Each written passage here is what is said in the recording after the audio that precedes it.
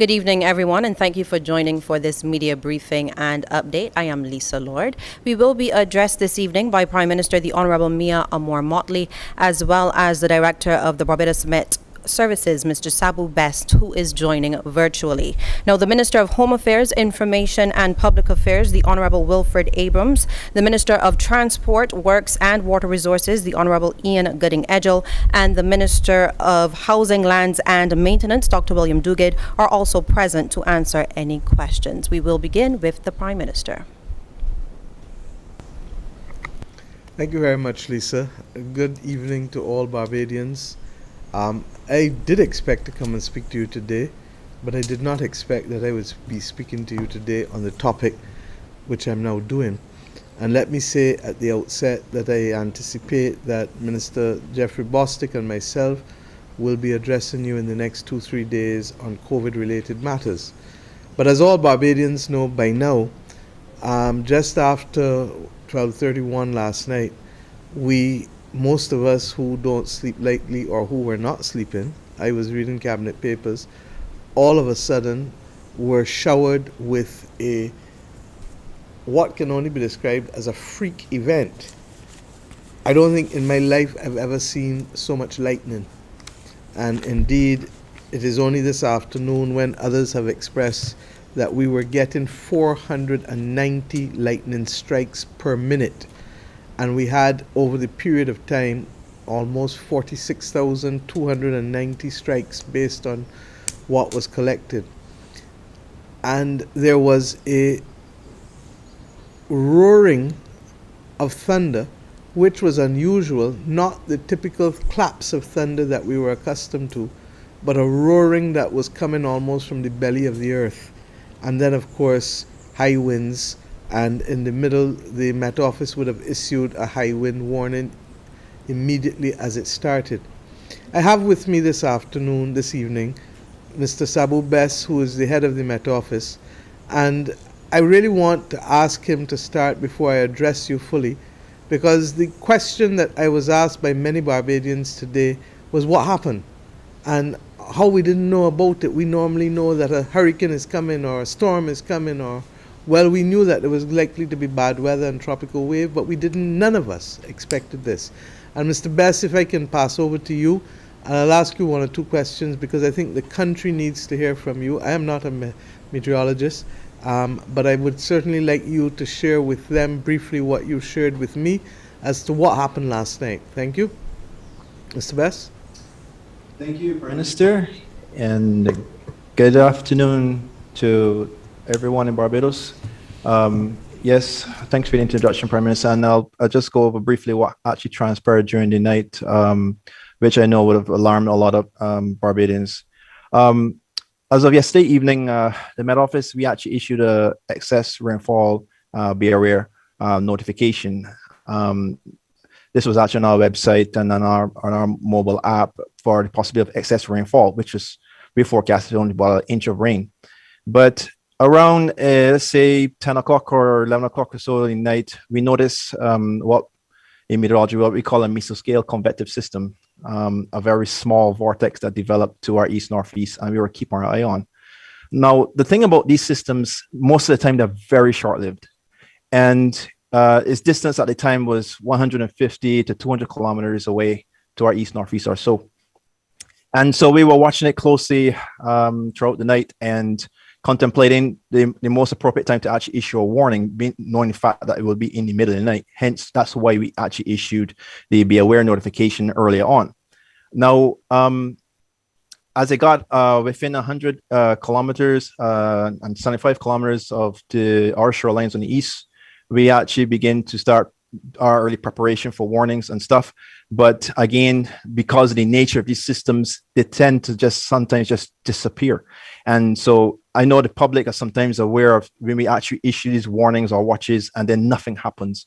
Some of the times is when these very small features which just appear on satellite or radar imagery and they just disappear. And so we did issue the warning when the feature was just about 25 kilometers off our east coast for excessive rainfall and severe lightning or severe thunderstorm activity. These messages would have gone out on our mobile app and also on CAP. albeit I agree these messages went out when the feature was just on our shores. But what's unprecedented here, what people well love our citizens to understand is that these features, because they're very small in nature, can spin up really quickly and they can disappear just as quick. And so all of the, none of them actually detected or forecast this to actually happen. And so it was actually our pure skill from monitoring this feature throughout the entire night to actually track it and issue the warnings just before it actually come on shore. Now, I have to say that, I'm just going to read off some data that we collected from some of the stations across the island. The heavier impacted areas of Barbados was mostly central parts. We're talking from St. Peter, St. Andrew, St. Thomas, northern parts to a great extent, St. Michael, St. James, St. Thomas, St. Joseph, and St. John, and most parts of St. George. Rainfall accumulations of 4 to 5 inches, in some cases close to 6 inches, actually occur within a space of 2 hours. That's intense rainfall. Actually, our station at Cambridge in St. Andrew recorded rainfall rates of 168 millimeters per hour, and that's very intense. So I can understand the frustration sometimes that comes with these systems, but where we live in the tropics, these really small convective systems can develop really quickly. And that's why it's essential that we all, especially during the hurricane season, be ready for these really sudden onsets that just can come out of nowhere and just give you heavy downpours and strong winds for a very short period of time. You would have noticed that for most parts of the island, it probably lasts about an hour and a half. The western side probably drag along to about 2 hours, but it was a very short-lived event. It was not a tropical storm. It was not a hurricane. It was just a feature attached to the tail end of the wave that passed earlier during the night. So the wave axis itself passed about early in the evening, and then this feature came in behind the wave. So it is an unusual event. It's truly what you call a freak event because of its size and the very short duration and suddenness of the actual event. I have to also point out, now I touched on the size. What we were pouring over the data today from the radar and all the stations we have on the ground and satellite imagery, etc. And we did manage to confirm that there was a low-level vortex. And by vortex, what I'm referring to is just like a storm or hurricane that rotates and spins. There was a low, very small low associated with this feature. And it was so tiny that it actually fit comfortably within the middle of the island. And so in terms of its wind field, so St. Lucie and those in you who live in southern parts of Christchurch, Oistins area, Hastings area, you probably would have noticed any rainfall, hardly any rainfall. As a matter of fact, the rainfall totals for those sections was less than 10 millimeters or so. And that's nothing compared to what would happen in the center, western section, and eastern sections of the island. Now, because of this very small feature, you can understand the difficulty, one, forecasting its track, forecasting the intensity, and also, and by extension, forecasting the impacts you're likely to have. So for going on from here in the future, I can understand people would be wondering, what can they do or what can we do to actually help detect these things before they come? Now, like I said, most of the time, we will actually issue a special message out there, mostly on our website and our app, that actually turns the alert level from green to yellow. And that message was up from yesterday afternoon, indicating the possibility of excess rainfall. This alert message was on our website, like I said, and on the app. But we will look for other ways to continue to improve this communication so that more and more public can be aware of it. The app, like I said, is freely available from our website. You can download it. It alerts you. It talks to you. It literally talks to you and tell you what's actually going on. Outside of that, like there's a cap.cap, which is another official source of getting these alerts. So I encourage all persons out there, get equipped with these warning tools, and it will put all of us in a really good position to be well aware of these situations before they actually occur. Now, Sabu, I just if we can, because you and I both know, and we hear you on the technicalities, and we appreciate that.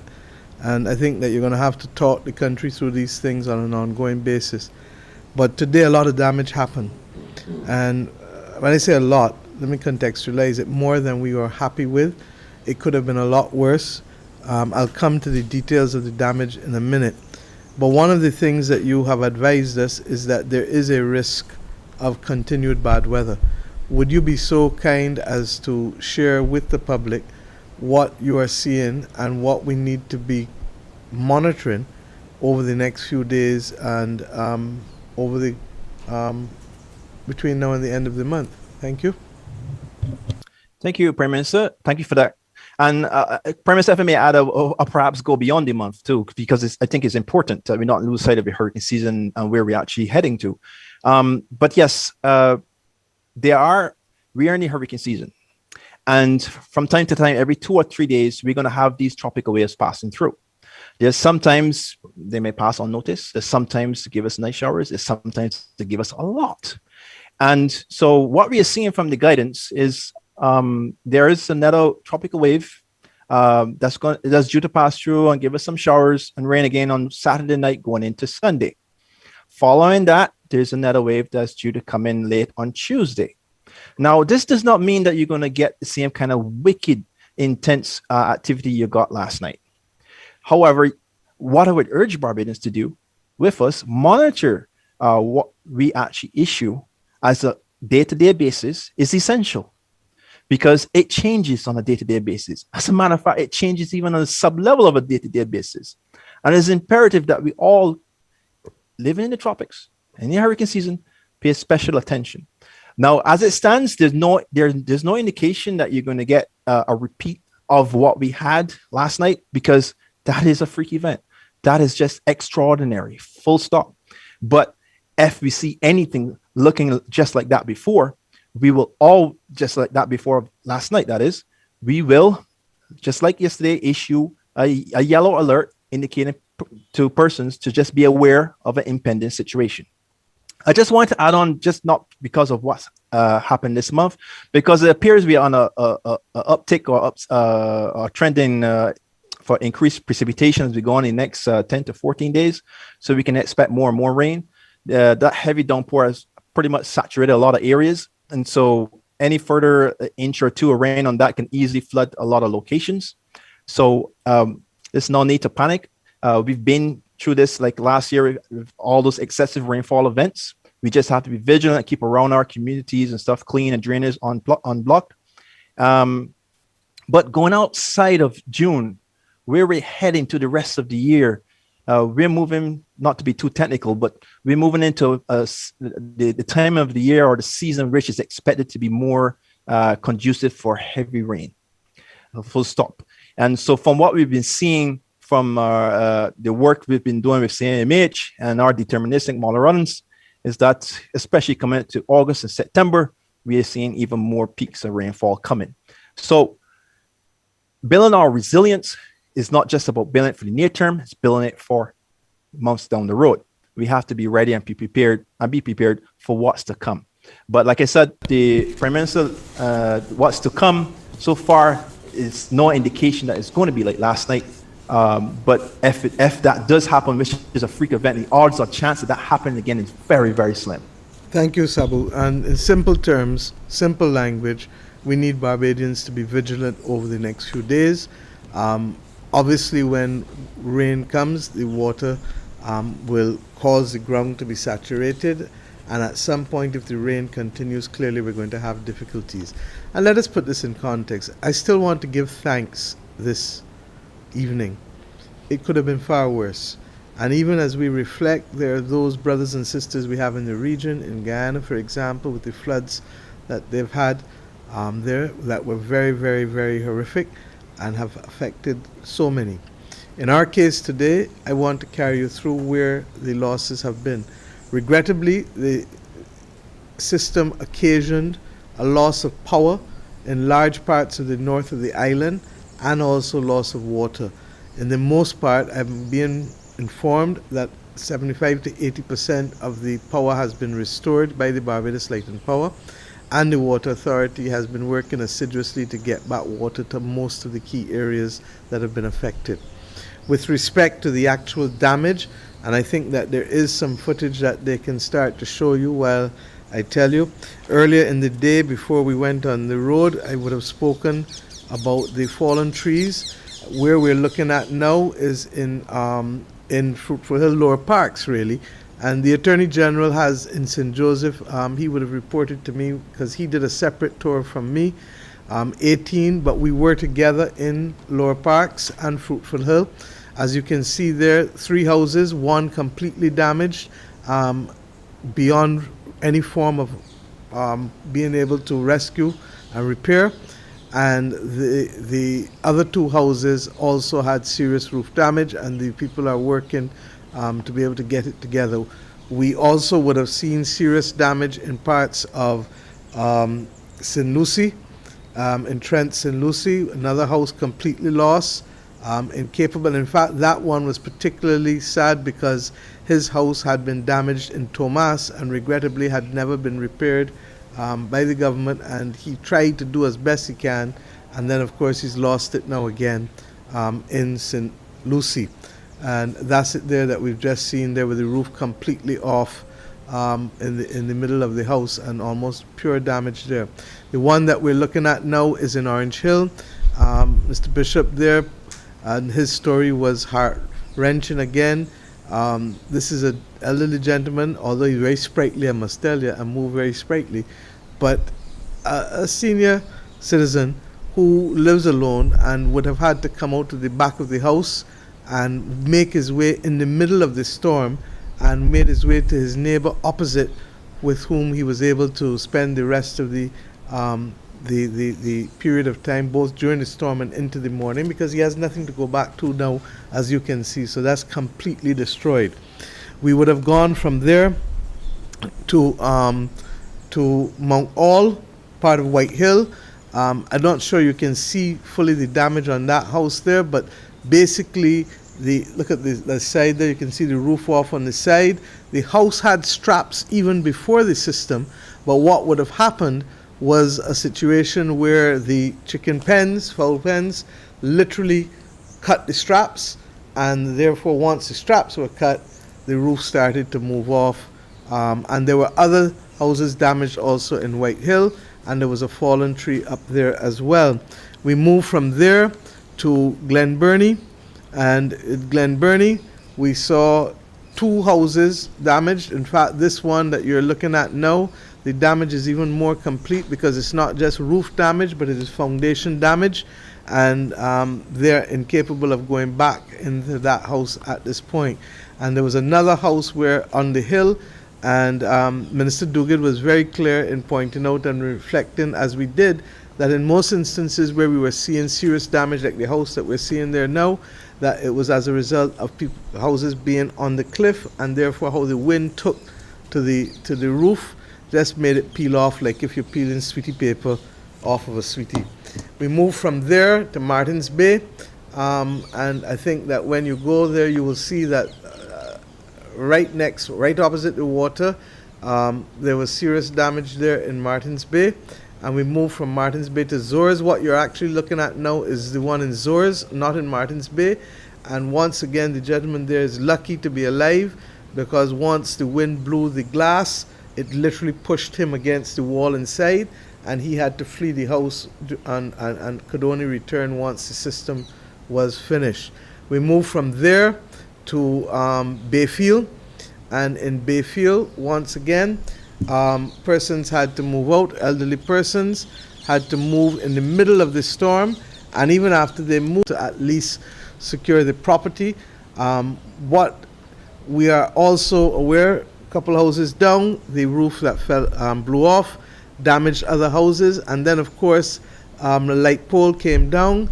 Once the electricity came back on, there was a lot of sparks too, so a number of people had to flee during the night, and thank God they were able to do so to their neighbors in order to secure themselves. And the last one that I visited today was in Long Bay. But the truth is that there are many more houses that we're not showing you. And if I can come back, therefore, to where we stand. People went to sleep last night not expecting this. And regrettably, this is part of the world in which we live. I know that very often we speak as a government about the climate crisis, and sometimes people, that's that esoteric thing that the government talking about or the Prime Minister talking about. It's not esoteric. This is real. And as a result, we have to continue to be able to change how we build, change how we protect ourselves, and do all of these things. But in the immediate today, what is the message?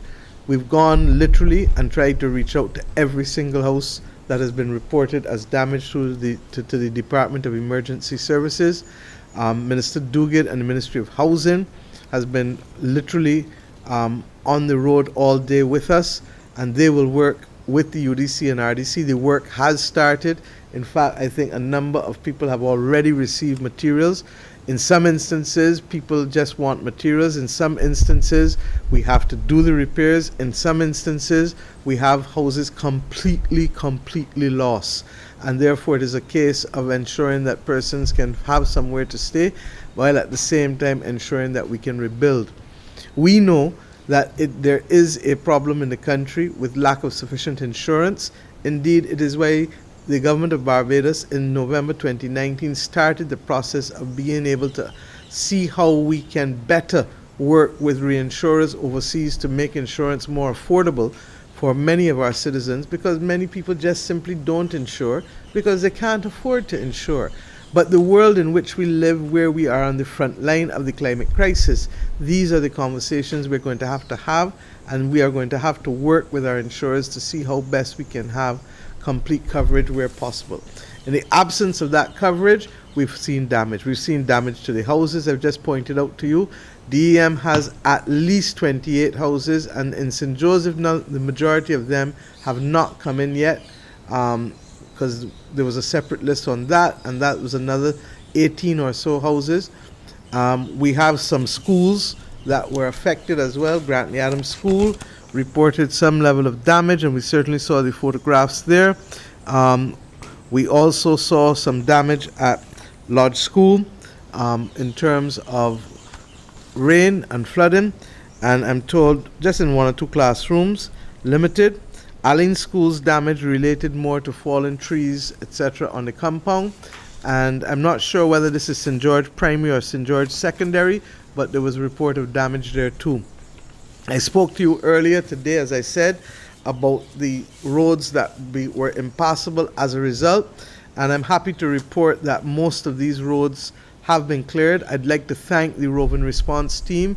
We don't thank them enough. In my view, this is a group of persons who continue to come to the needs of this country whenever there are difficulties, and I want to thank them because they would have even started from during the night, far less this morning, when the public officials all mobilized and were fully on the road.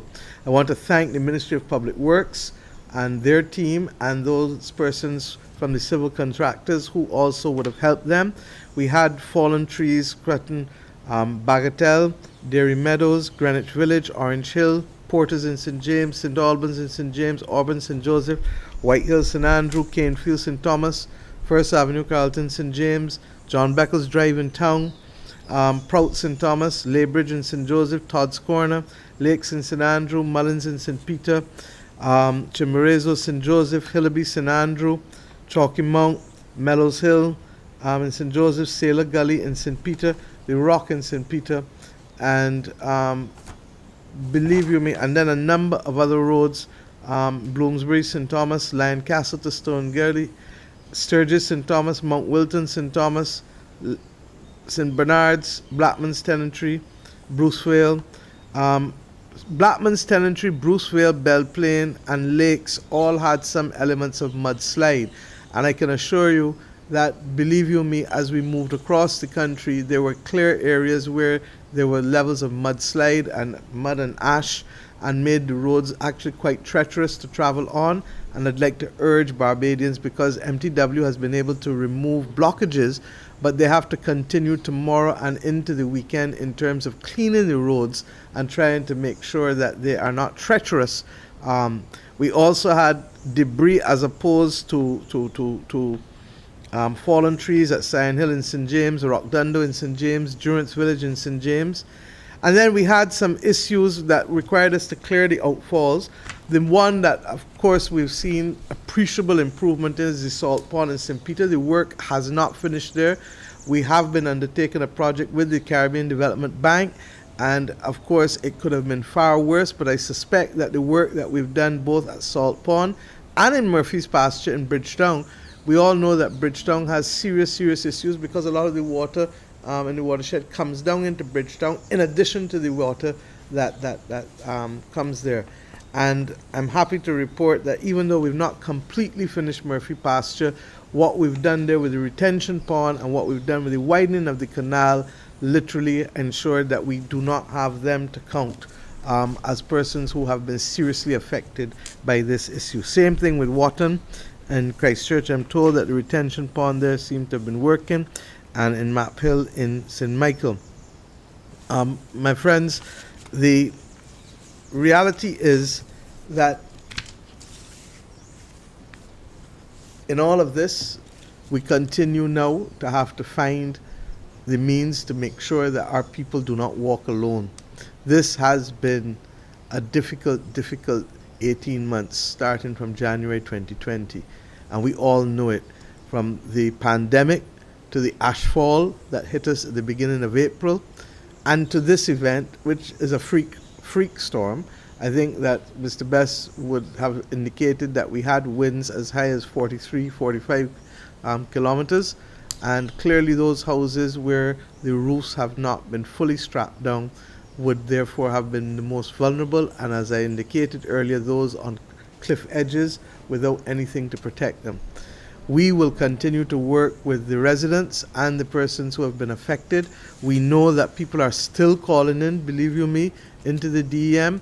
I'm talking about houses, but I can't even begin to paint the picture of the loss of beds, the loss of couches, the loss of everything that people have. And to that extent, therefore, our heart continues to go out to them. But more importantly, I say to them again, having told many of them already myself, you shall not walk alone. Those persons who can help themselves are willing to do so. Those who need help.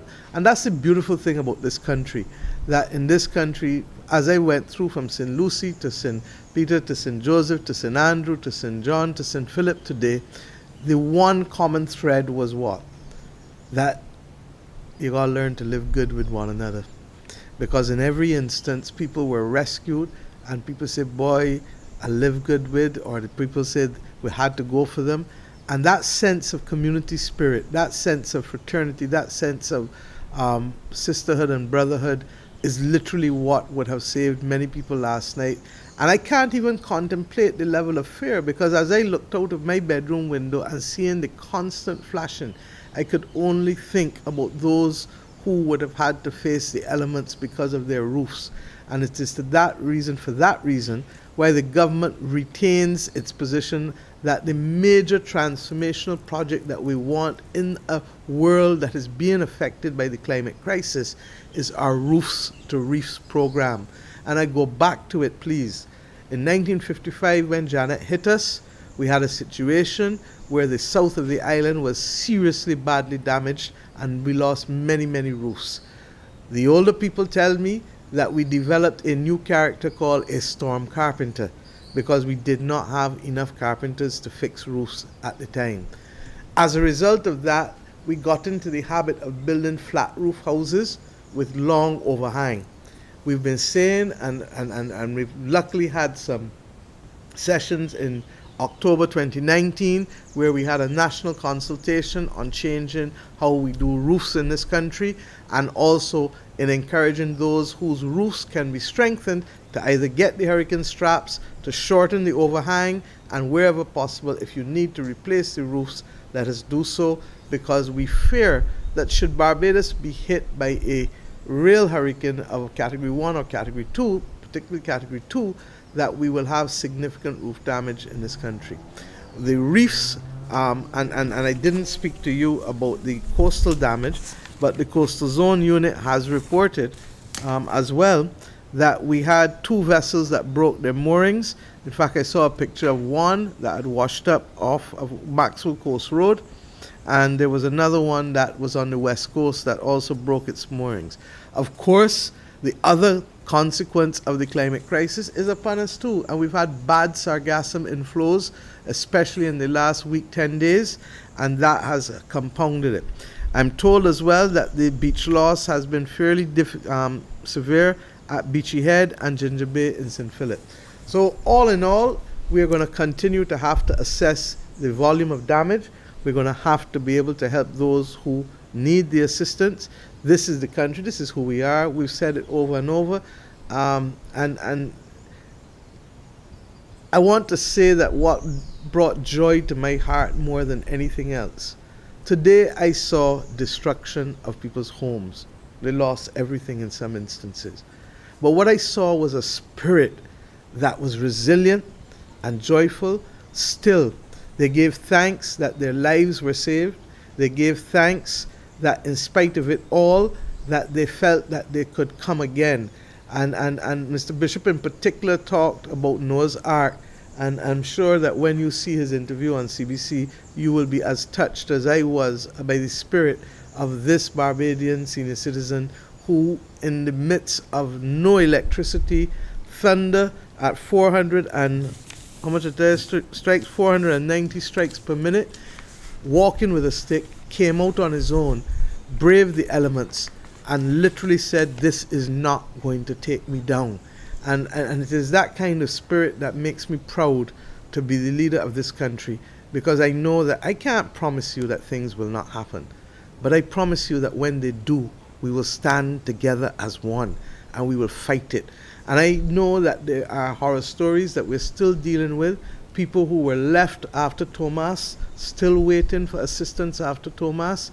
And I don't have eyes in the back of my head, but I give you the assurance that we may not be able to do everything that people would like, but we're going to do as much as people need as we can. And for that, I want therefore to thank the ministers. I don't think many of us slept last night, and we certainly have not eaten for the day. And it has been a long day, but we are intent on trying to ensure that we cover as many roofs as possible and we protect as many people as possible, given what Mr. Best has told us, given what Sabu has told us about the likelihood, potentially, of more rain on Saturday night into Sunday and on Tuesday. Let's pray that it doesn't happen. And I know they've got a lot of prayer warriors out there, and I ask you to push up the prayers. But by the same token, we have to be ready in the event that it happens. And therefore, if we know, and what is not making front page today is the many, many houses where the leaks are significant and people's beds or different parts of their house or property have been destroyed. We understand it all. Those who have been affected, the Statistical Service and the Welfare Department are doing the social surveys to ensure that the government can act with certainty, with transparency, but with empathy and with speed. Because without empathy and speed, I regret that we put these persons who have been affected at the front line once again. I want to simply say that we will continue to work with the utility companies to make sure that the remaining districts that are affected can be resolved as soon as possible. And basically, all hands on deck. All hands on deck. One Barbados, one people, one set of us affected, but we are at the beginning of the hurricane season. There was a time when we used to say June too soon, July stand by. Well, June wasn't too soon today. July, I'm not sure that we can say stand by anymore, because what we're hearing, July may be difficult. August, a month, September, remember, October, all over, not no more. We're into November. And regrettably, this year, it started in May. So that we've added 2 months to the hurricane season. And it's ironic because yesterday I did a session with the managing director of the International Monetary Fund and the Minister of Finance from Madagascar. They are the largest island in the world. We are one of the smallest islands in the world. But where we all stood is that we understood that this climate crisis is not going to make things better. It's going to make it more difficult until the world resolves to try to halt the damage and, if possible, to turn back the clock. And that's why I am more, I want to see more young Barbadians take up the cause to help us be part of a global movement to be able to protect us on these climate issues because they're real. But today is not the day for that kind of long talk. Today is the day to let you know that we've had an event. We're with you. We will walk with you. We will continue to make sure that we can minimize the exposure of persons over the next few days. And we ask one another in communities, in families, to look out and to take care of each other as we go forward.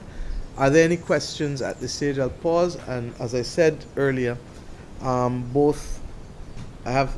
three ministers here. Ministers Abrams, Minister of Home Affairs, Minister Duguid, Housing and Maintenance, Minister Goodinedgel, Transport, Public Works and Maintenance. I know that I left out deliberately one road that has not been cleared, and that is at Melvin's Hill, St. Joseph. And I think Minister Goodinedgel, if necessary, will tell you how the Transport Board also, if there are any questions on that, they've had to reroute on that area, I think, for going to Chalky Mount. But basically, we are available to answer any questions related to what transpired today and where we're going. Thank you, Prime Lisa, Minister. thank And you. as we go to members of the media, joining us are Barry Allen from Nation News. We have Ryan Broom, CBC, Kezia Innes, Starcom Network, Kerry Gooden, Loop News, Cara Jean-Baptiste, The Barbados Advocate, and Kareem Smith from Barbados Today. Good evening, Prime Minister. Barry Allen here from the Nation. Last night's event, a freak event, though unfortunate, may have worked out to be a perfect systems response test for our readiness later on this month should a natural disaster occur. Can you give us an indication as to how good or bad our system response was between last night and the early hours of this morning and into today? Thank you. I wouldn't say that it was perfect, but it's significantly better than what it has been in the last 2 to 3 years. And I think I started earlier to point out that the work that we're doing, the infrastructural work that we're doing, is paying dividends by being able to minimize the level of flooding. I'm happy with, for the most part, not perfect because I'm a hard taskmaster for myself, far less anybody else. But I'm happy for the most part with the general response of the agencies as we were in the field today, when we were in Orange Hill, when we were in St. Andrew at Mount All. We saw the various persons going to take the information for the damage assessments that will allow us to be able to do things in an orderly way. We also, as I said, we had the roving team moving from before dawn. I think Ms. Hines from the DEM can confirm that for us, as well as all of the private and public persons were available early this morning, first on calls on Zoom, and then we met again at the DEM office before taking off. We do need to tighten a few more things, and we need to have, I believe Minister Abrams is still having some closing meetings with the utility companies and ensuring that we can protect, but with the best will in the world. Name me a storm or a hurricane that don't take out utilities. I was in Gilbert in Jamaica, and I know what it is to, from the Sunday to the Thursday, to be in a house that had no water before I left, to watch cars line up for gasoline for an hour and a half before they could get to the pump. So you really don't know, but I'm reasonably comfortable. But this allows us, as you so aptly said, to go and sharpen the pencil again and say, look, we feel we can do better here, we feel we can do better there, we are satisfied with X or Y. A quick question for Minister Abrams, following up that, Prime Minister. Minister Abrams, the government over the last 18 months or so would have done a level of infrastructural work to mitigate a lot of physical damage when certain events occur, like the one that did last night. Are you satisfied that those infrastructural changes would have held up for the most part and would have worked? Because there were some reports, especially from whole town, about some level of flooding. So if you could just tell the country from an infrastructural context where we stand. Barry, the person who can actually better answer that than me is the minister responsible for public works, Minister Ian Gooden-Edgell. So I'll actually turn that question over to him.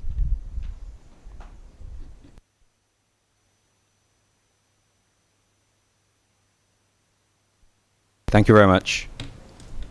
Yes, the government of Barbados undertook a number of infrastructural projects within the Holtong area.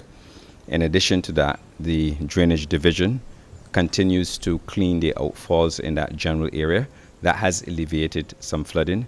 As you're also aware, as part of the Highway 1 upgrade project, the government not only installed footpaths, but also instituted certain drainage infrastructure improvements in the area, which has led to some decreased flooding in that general area. Minister, thank you. But what about today? Did the infrastructure hold up today? Yes, it did. There are no major breaks in our infrastructure. Again, along the same Holtong area, there's been no breakage whatsoever. And the outfall, we continue to clean the outfalls on a regular basis, and it has maintained just behind the Sunset Crest area where we dam water, thanks to some technical cooperation that we received earlier. That also held up in that general area. Thank you. Ryan Broom here, CBC News. Minister Gooden-Edgell, just a question on the cleanup process. I have questions here from Melvin Hill and St. Joseph. What is the timeline now? If is it possible to give a timeline yet in terms of when that area will be able to be cleared? There are a number of fallen trees in terms of the road area over there.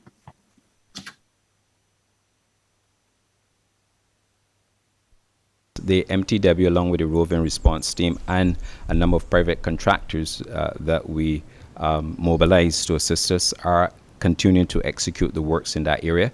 I can't give you a timeline. We are asking them to work around the clock to facilitate those critical changes that we need to do in that area to allow traffic to flow.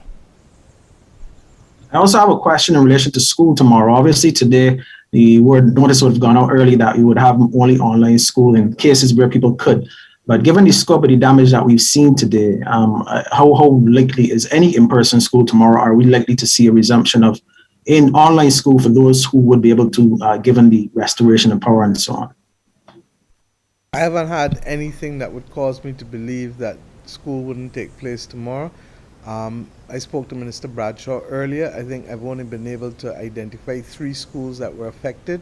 Obviously, today you would have been further compromised by lack of electricity, lack of water, and a number of roads, especially in the north and the center of the island, that were closed, with the exception of Melvin's Hill. I think all the roads are now cleared here, and therefore there's no reason why a person shouldn't go. I think that the Minister of Education may have to make a judgment call about Grantley Adams. That's the only one. I think that's the worst of the schools. So be on standby for that. Honestly, I came straight here, so I've not been able to speak to her, but I have every reason to believe that if Grantley Adams can't do it, then she will issue a notice by the 7 p.m. news. Okay? Hi, good night. Okay, I know Minister Ford isn't here with regards to beautification, but my 2 questions would be, some persons were concerned about the heat and bagged ash along the sides of the highways and the roads were left, and because of that, then when last night happened, it washed all into the road. If this is something that can be cleaned up more expeditiously, because many times there are heat and then no one comes and clears it for a couple of days, even weeks in some communities. And then the second thing is, will we be looking at doing some tree trimming around the island? Thank you. Just for the benefit of all Barbadians, the Ministry of Transport, Works and Water Resources, along with the Ministry of the Environment, executed a cleanup campaign, as you are aware. We've moved over close to 40,000 bags of ash across the country. We are continuing with that program as we speak. Obviously, there are some areas where we are yet to remove all of the ash, but I think you would agree that the over 1,200 workers who continue to work in that program continue to make us all very proud of Barbadians in respect of the clean ash cleanup program. So yes, the MTW teams would continue to remove the ash from all of our roadways. In addition to that, I'll let you know that they're not only removing the ash from the roadways, they're also assisting at the direction of the head of each depot across the country, the 13 depots that we have. They are cleaning drains, culverts, as well as canals across Barbados, and that has brought some measure of relief to the flood mitigation measures already undertaken by the Drainage Division. Thank you. I have a question for Sabu Best, the Director of Meteorology at the Barbados Meteorological Service. Mr. Best, you would have spoken about the significantly fast movement of this system after it was just over 150 or so kilometers from our coast. And then you spoke about our systems actually registering it in a very short space of time at 70 kilometers off. Would there be technology or equipment available to the BMS that would have put us in a better position to do so? Or was this just one of these things that would occur with such a freak vortex system that actually left you guys a little bit, I wouldn't want to say helpless, but a little bit behind the 8 ball? Thanks for your question, Barry. No, well, first of all, no, we weren't behind the 8 ball, to be honest. These small mesoscale convective systems, although uncommon, mostly in the tropics, it's not impossible. When I mentioned that it was outside 150 kilometers, most of the time with these systems, they don't last like 6 hours, they just disappear. That's it. And so leading back to your question, if there are any equipment or things you can do to add to improve your systems, yes, there is. When we look back at where we were from the Met Office, let's say a year, 2 years ago, we've made improvements all along the way, huge improvements, additions to our equipment, our capabilities, training the staff, the expertise. We've made good improvements. There's always room for improvement, and there's room to look back at the scenario. Now that we have so much data that we've collected, to look back at the actual event, what happened, and this will call for some research upon the actual event, and need to learn about the science and learn what actually happened. And when you do that, then you can put in mitigation efforts to that would include, new observation systems, new techniques, different ways of issuing and handling warnings. That's how we actually evolve in meteorology. Thank you. Wait, just a quick question, Sabu. Would the phenomenon we've been having with Sahara dust and the conditions emanating from the African West Coast, could that have exacerbated the forming of such a system and led to what we're going to see, or you guys are forecasting over the next few days? No, thanks, Barry. No, it didn't. Actually, the converse is actually true. It actually, such large amounts of Sahara dust actually weaken convective systems. But the dust itself was behind the system, not embedded within it. So it wasn't actually playing a significant role at all within that system. So as you persons can probably notice outside, it looks really hazy, and that haze will start to lift out slowly tomorrow, leading into the actual wave that comes in on Saturday evening, night or so. Also have a question quickly from Mr. Best. I heard you talk about the system, the alert system, the amber and green. And I'm wondering if that might not also be better to get that in a traditional media setting. I already mentioned the app, but when we have those systems, if we have power outages, then if somebody doesn't have data, and if they're relying on Wi-Fi, then you would have a problem. I don't know how many people keep transistor radios and so on, but I'm just wondering if that might not be something that you would want to consider. And I know sometimes some people say, well, we didn't see anything. I know how that goes for the Met Office. But is that something that you might want to consider? Thanks, Mr. Broom. Thanks. Appreciate your question. So I remember some time ago last year, at the beginning or just before the season, when we had this talk with the media, when we were introducing the impact-based forecasting that we started June the 1st. There are lessons that you will learn as we go along. Unfortunately, we should say it wasn't such a significant event. And I mean, it's really unfortunate what happened to so many homes and people's lives. It's really tragic, and it's sad, very, very sad to hear that. But as we go along, you just point out, and it just doesn't have to come from the Met Office. It comes from the media. It comes from the public. It comes from our ministry, ministers, everyone.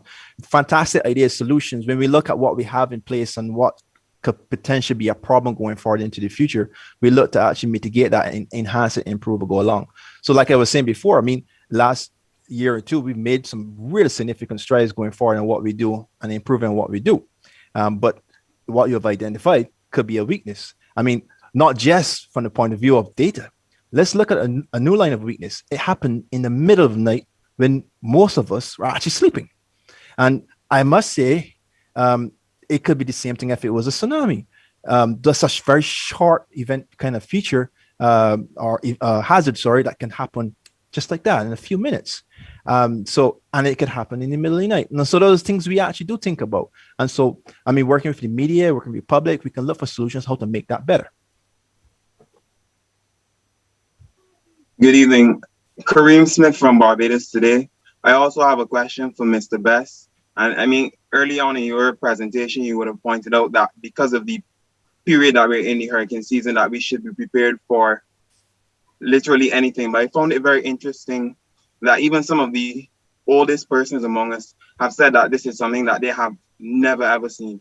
So I just wanted to find out from you, based on your expertise and perhaps even your work with the CIMH, if there's evidence to suggest that this is in fact something that could be linked to the changing climate in our world. And yeah, is this a feature of climate change, and is this something that we can expect more frequently? Thanks for your question, Kareem. So the Barbados Met Office, we work very closely with CIMH in a lot of things, training, research, and pushing forward the science. And CIMH has been very, very helpful in helping to push science forward for the Met Office, and we are very grateful for that. But to answer your question about if it has a link with climate change, first, the features was really tiny, very small, and to actually try it to right off the bat to tie it to climate change or the fallout, I'll say, of climate change itself, we first need to actually look at the data, have a good look at it, and research over the data and make sure that what actually created it can we attribute that to climate change. Now, that's hard to say. It would be best to actually go over the data first, and that can take, I mean, a few months. Let's say years, but as per some more researchers go over the data, we can learn a lot more from what actually happened. As to your question about if it actually happened before, I do remember there were instances, one in particular in Trinidad, where this actually did happen.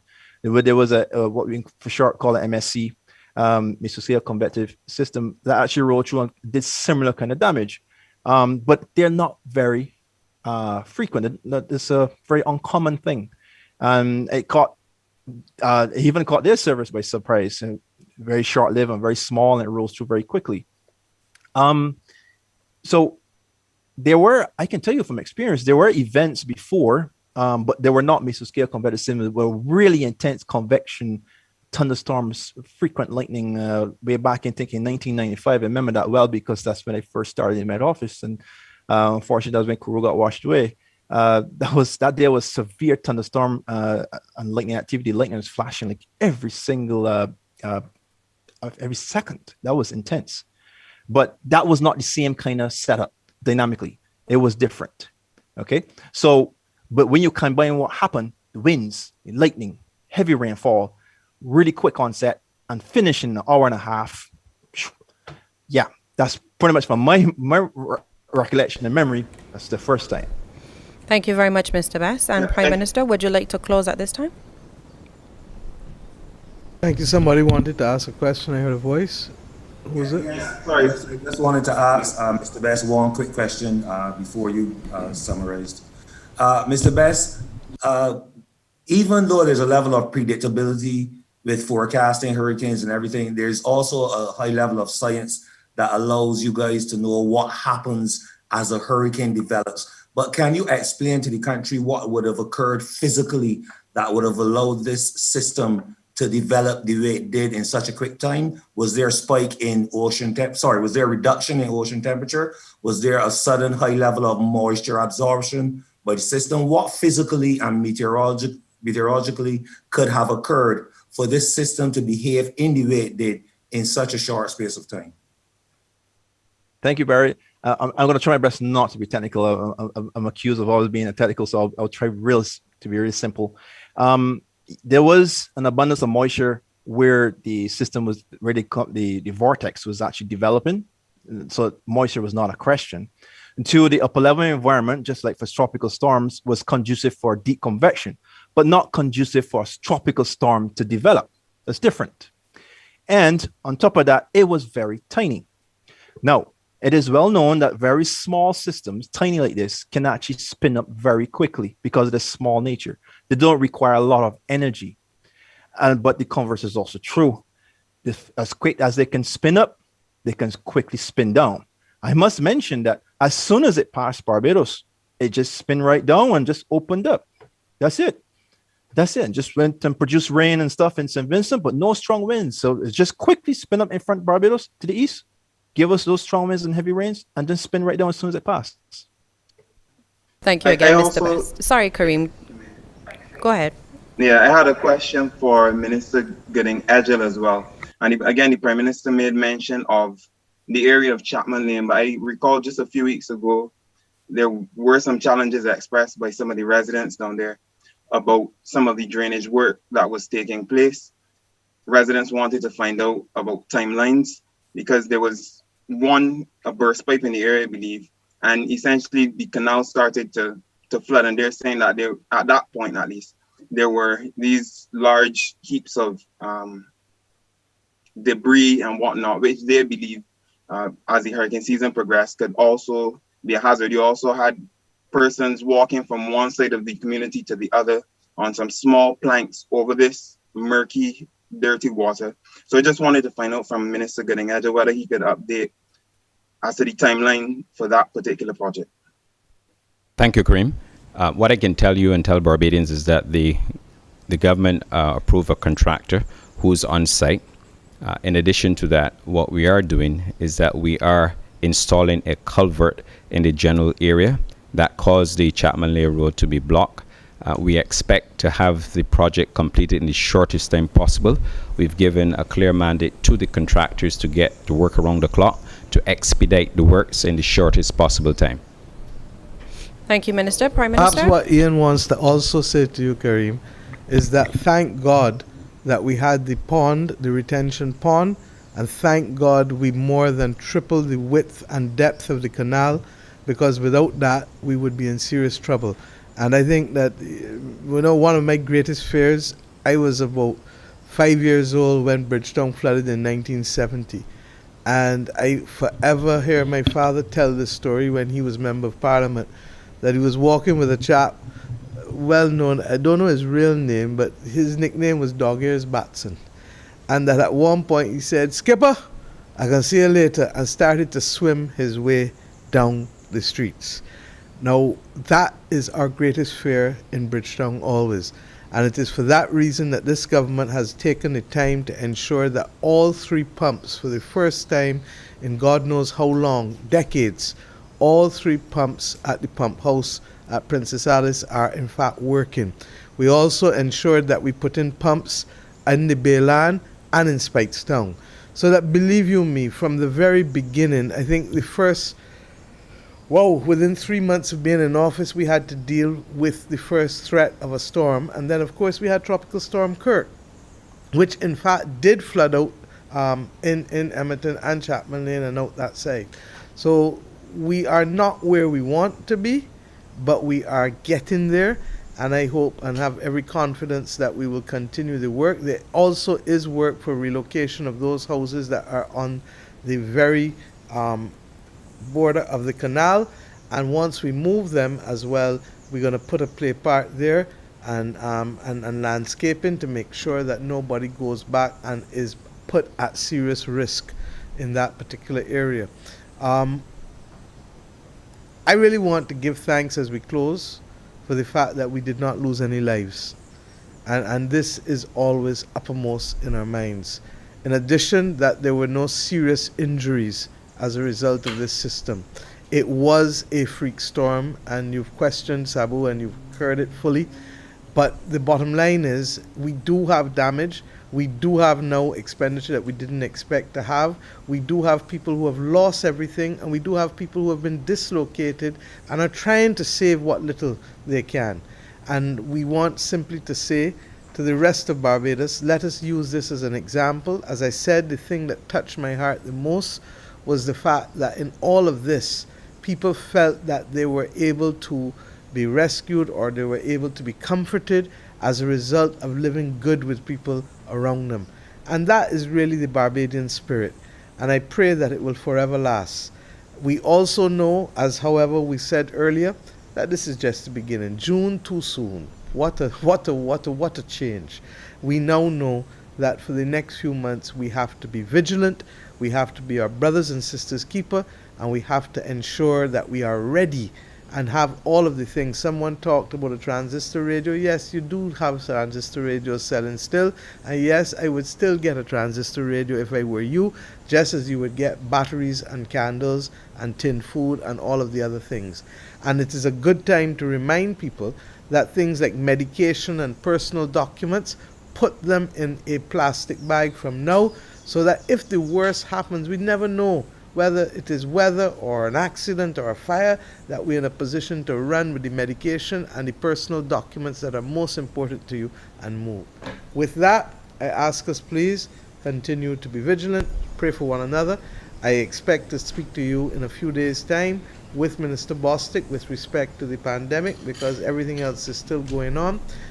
But even as we do this, yesterday I said to you that we were having these discussions, but we didn't expect to be here, and I really expected to be here talking to you about COVID this evening.